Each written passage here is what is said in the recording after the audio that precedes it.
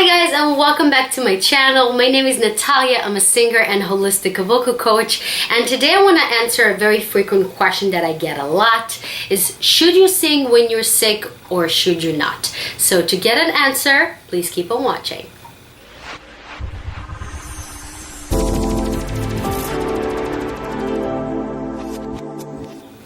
So I have a little confession with you guys today. If you can't tell by my beautiful voice right now, I'm recovering from a sickness, and I was literally sick in the past week or so, laying in bed, high fever, all the pretty images you have right now in your head. Yes. And the wonderful part of it, I had to sing. I had a gig to perform and I had to sing and I had to make this thing work for me. And this is something I want to share with you today. Some of the exercises, some of the tips, some of the things I did to really get the most of my body and use it so I can deliver a great performance. So first of all, I want you guys to understand, this is the whole point of vocal technique. If you have a strong vocal technique, you understand how your body works, how to use your resonance, how to use your body, how to use your breath control, all the things we talk about to the max. Really no, not sliding here and there, just really being on point with that. It will happen for you. Your voice will work. It's like 1 + 1 will always equal 2. Of course, you're not gonna feel like it's your best performance, but obviously it will be very close to what you consider a very good performance. So there's something you have to accept and understand, that 80% of the time you're not going to deliver and sing at your best because either you're sick or either you're not feeling like singing, you're going through something, if it's emotional, if it's mental, if it's anything that you just don't feel like you're there, you're not concentrated, you're not feeling you're focused enough to really be able to sing. This is where technique and the strategies you already accumulated, hopefully with your vocal coach, will help you to deliver in your performance. But again, I'm gonna give you some tips that worked for me. So number one is to sleep, and sleep a lot. If you can, and please take as much as rest as you can before the performance or a gig or audition, whatever you have that you need to sing. Just try to sleep as much as possible. This is the time where your body will really heal itself and really give you the time to get better and feel better faster. Number two, and it's pretty self-explanatory, but you have to drink a lot and a lot of fluids. And something that I really recommend is a tea that I always come back to and I love and I always use in my performances and throughout the day, is the throat coat.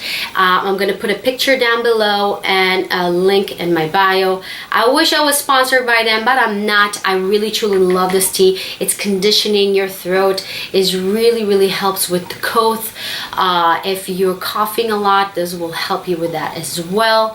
And just drink of that throughout the day. Not too hot and not cold. Of course, you want to make it in a good warm temperature. If you can, add slices of fresh ginger, and if you can, also turmeric if you have, and also honey. That will be great. And just drink it throughout the day. Another thing you can definitely do and will help you significantly is inhale steam. And if you can, add some drops of essential oil. I like to use eucalyptus for that, to really kind of open my sinuses. And that's the beauty of essential oil. That's why I like to use it in my practice and with my clients, is because it really gives you an immediate effect of what you want to accomplish. So if you don't have the actual machine that you inhale the steam, you can go and just open hot water, and if you can, just boil hot water, put a towel above your head, and just inhale steam. So it really condition and provide moisture for your vocal cords. Another thing that really helps a lot is massage. If you can't have somebody do it for you, you can absolutely use it yourself. Take your two beautiful hands, create this kind of a weird shape like that, and kind of press with this part of your fingers right in the back of your ear, and you're gonna feel the point where it really aches, and just drag it down. Drag it down and do like 10 strokes. Okay? And then add 2 fingers and 3 and then 4. And I like to kind of put the kind of massage the larynx down very, very gently by using, of course, if you have essential oils, do that with essential oils to really kind of get the most out of that massage, to kind of reduce the phlegm and the puffiness. So do that. And another thing you can do is also take your fingers, put them behind your neck, right behind your vocal cords, and you're gonna feel right where you have the bump in your back. So come a little bit higher than that, like 2 fingers up. You're gonna feel a point where it's really aching, and press that for like good 2 minutes. Make sure you're not like pushing forward. You're really keeping your head still. If you need, kind of hold your forehead and do that. If you have somebody do it for you, it's even better. But you're really gonna feel immediate relief. So the day of the performance has arrived, and this is where very important to know how to warm up your voice smart. Not just running skills and, you know, screaming and doing high notes because you feel insecure, because you're not sure if your voice will deliver it for you, but you have to train it wisely.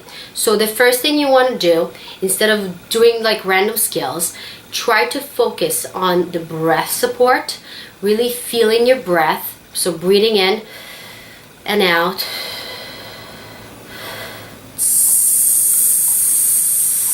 and just feeling just the airflow and connect to your breath and even more. Okay, and then doing a lot of humming. When you're sick, make sure that your forward direction and your resonance is very forward. It's not in the throat, but very forward. Not into, it's kind of nasally, but not really. It's really forward. So a lot of humming, not in the throat, but it should be very ticklish in the upper lip. And just hum it, and hum the scales, going as not high as you can, but really come and touch it. It's all about being gentle with your voice at this time. Okay, now another thing that you can do is also E exercises. E exercises, the vowel E is the closest is the closest vowel, I'm sorry, and it's very, very helpful to reduce phlegm with that. So it's very important not to not to press it, not to squeeze it, and not to push it, but really from a very, very gentle way. So come with a sigh, okay?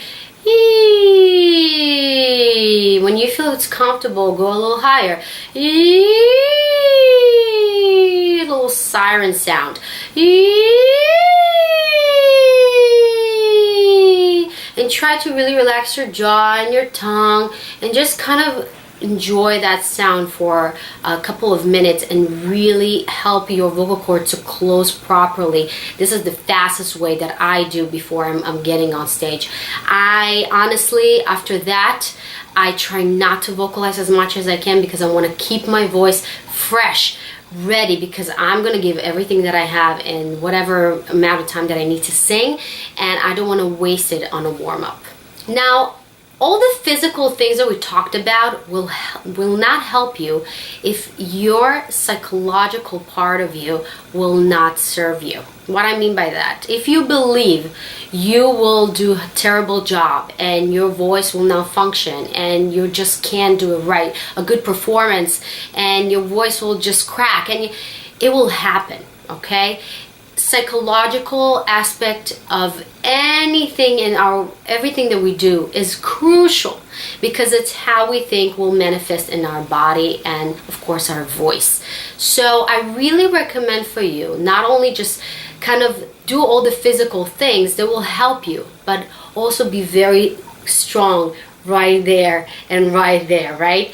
Do not give up, okay? I want you to say really positive affirmation for yourself. I want you to use guided meditation. I want you to really imagine yourself closing your eyes and thinking about how well you're gonna sing, how well you're gonna do this. Just go through your mind about what song you're gonna sing, and just go through from the beginning all the way till the end and really seeing yourself nailing all those notes. Now, after doing all the physical, emotional, psychological things you could do to really prep yourself and give the best performance you can, if you can talk with your producer, your conductor, whoever is in charge, and to lower the key of the song and kind of try to get away. If you have a partner that sings with you, he can do the parts that are a little more challenging that usually you do. Well, he or she would sing. Or if you can kind of use your imagination and kind of sing, instead of singing the regular melody, kind of improvise it and sing a little lower, or, well, it still sounds exciting and persuasive, but you're not going to the high note that you can really easily do. But when you're sick, it's just much more harder. Now, one thing that I want to really stress out is never, and I'm gonna really emphasize it, never ever apologize and say that you're sick. Your audience should not know you're sick. It's nobody's business. You don't need to feel like you're a victim and you're apologizing for your performance. You're there, you're delivering. Nobody's gonna know except you. Trust me. 99% of the performances that I saw my colleagues, and I know them and I know how they sing, and they never told me they were sick, and I was enjoying the performance, and after that we were speaking and they were telling me, you know, I was like crazy sick, and I was like, wow, I can't believe it. So don't tell your audience you're sick. Don't apologize. Another thing that I want to warn you about is steroids. If you are a mega pop singer, a rock star, I don't know, you have a full sold out arena and you have a performance and your vocal cords are still swollen, it's just not there, your voice is totally lost. If you have to do it, I did it when I was a little younger, and honestly, it's all a result of lack of vocal technique that I experienced with myself. But the quick fix is to use steroids. Of course, you have to do it with somebody to really understand where to put it, but there's after effects, and you don't want to do that. It's really something you do once in a lifetime when you really have to, but I'm really not promoting that and try to avoid that. So I hope it helped you guys, and I inspired you and helped you with all my tips and exercises that you can use the day off and before your important audition or performance while you're sick. If you enjoyed this video, I would really appreciate if you can give this video a like, and also comment below with your favorite tip or your tip that helps you when you're extremely sick. And please don't be a stranger. Come say hi to my Facebook and my Instagram page and Twitter. There's so many of them. I would love for you to chat with me some more. And of course, if you have any questions, concern, I would love to get any of your messages and comments. So have a beautiful rest of your day, and I'll see you next week. Bye.